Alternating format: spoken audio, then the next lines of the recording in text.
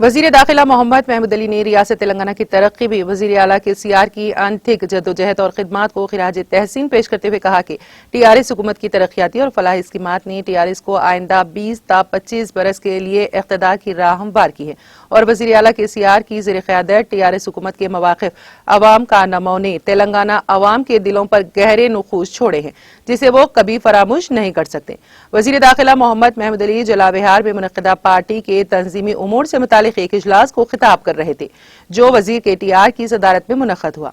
इस मौके पर वजीर दाखिला मोहम्मद महमूद अली ने कारगुजार सदर TRS के KT रामाराव की सलाहियतों की सताइश करते हुए कहा कि तेलंगाना में IT को फरोग देने में उनका अहम किरदार रहा है। उन्होंने KTR को मुनफरिद सलाहियत का हामिल लीडर करार दिया।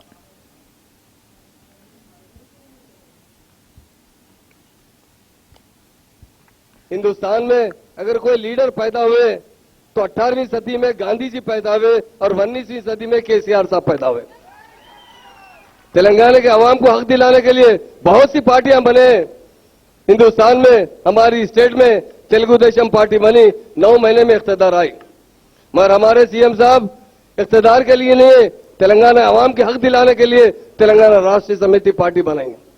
और इनकी जो जद्दोजहद रही 1 साल 2 साल नहीं, 14 साल की जद्दोजहद रही। 14 साल की जद्दोजहद में उन्होंने तेलंगाना के अवाम में इतना अवेयरनेस बिल्टअप किया कि आज आप देखते हैं जिस वक्त पार्टी चल रही थी, मूवमेंट चल रहा था, हमारे ऑनरेबल CM साहब बिल लाने के लिए पार्लियामेंट में 33 पार्टियों की नुमाइंदगी थी।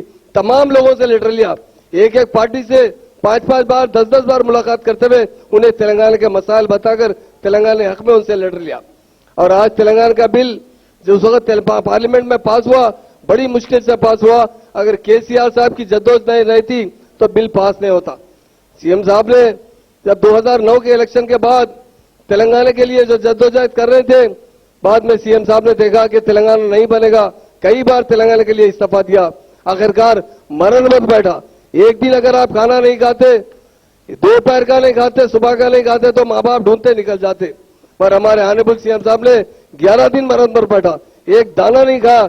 जब 11वें दिन उनकी सेहत बहुत खराब हो गई थी, जब हमारे जयशंकर साहब थे, KT रामाराव साहब थे, हरीश राव साहब थे, बहुत से हमारे बड़े बड़े लीडर्स थे, कविता मैडम थे और हमारे KCR साहब की जो अहलिया थे, हमारी भाभी, उन्होंने सब रिक्वेस्ट किया, पार्टी के कायदीन भी रिक्वेस्ट किए KCR साहब से कि आप भरत तोड़ दीजिए, आप जिंदा रहेंगे तो फिर से मूवमेंट चला सकते हैं। डॉक्टरों ने कहा था KCR साहब को कभी भी कुछ हो सकता है, हमारे वाहिद लीडर KCR साहब है। मैं समझता हूं हिंदुस्तान में नंबर 1 लीडर है।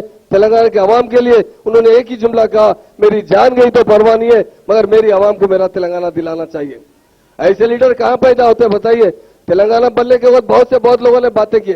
हमारे पास 10 डिस्ट्रिक्ट थे तेलंगाना के अंदर, 9 डिस्ट्रिक्ट बैकवर्ड क्लास में आते थे। टोटल तेलंगाना में कोई डेवलपमेंट नहीं था, सारी दौलत आंध्रा में जाती थी। लोग उस वक्त सवाल करते थे KCR साहब से, साहब तेलंगाना बनेगा तो नेक्सटिज्म कैसा खत्म करेंगे, तेलंगाना बनेगा तो लैंड ऑर्डर कैसा कंट्रोल करेंगे, तेलंगाना बनेगा तो हमारे फार्मर जो खुदकशी कर रहे हैं उन्हें कैसा रोका जाएगा।